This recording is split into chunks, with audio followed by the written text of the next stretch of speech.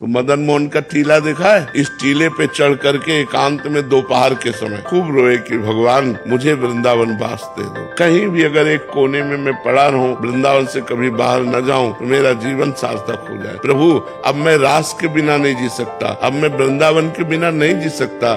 जब खूब रोए, घंटों रोए और रो करके अब सोचा कि अब चलो काशी चलते हैं। पुनः जैसा हमारा जीवन था, जो ही उतरे तो एक छोटी सी इतनी बड़ी लाली गौर वर्ण की हमारा चला पकड़ा। दोपहर का समय था और बस ऐसे घूमने लगी चारों तरफ और बोले थी जाएगो बाबा जाएगो। तो हमारी तो कुछ समझ में नहीं आ रहा था क्योंकि भाव में एकदम उतरे थे। अचला छिनाए से चल दिया। जब आगे चले तो हमारे दिमाग में आया ये लाली क्या कह रही थी, जाएगो बाबा। हम ऊपर सोच के आए कि काशी जाना है, ये क्या, ये लाली क्यों। लगा यार श्री जी तो नहीं थी। लौट के आए, हमें लगा कि किसी गोस्वामी की कन्या होगी। तो लौट के आए, वहाँ आस पास पूछा तो बोले यहाँ तो बाबा जी रहते हैं सब, यहाँ तो कोई कन्या है नहीं, लड़की है नहीं। बस हमारे समझ में आ गया कि हमारी लाडली जू हमारे छोर को पकड़ लिया। जिस आश्रम में हम रहते थे उस आश्रम में गए तो पहले से एक संत खड़े थे। उन्होंने कहा बाबा एक महेशानंद गिरी जी संत हैं, आप उनको नहीं जानते, उन्होंने आपको देखा है, वो आपसे मिलना चाहते हैं। क्यों, जब जानते नहीं तो क्यों मिलना। बोले हमें पता नहीं लेकिन आपको बुलाया है। हम गए,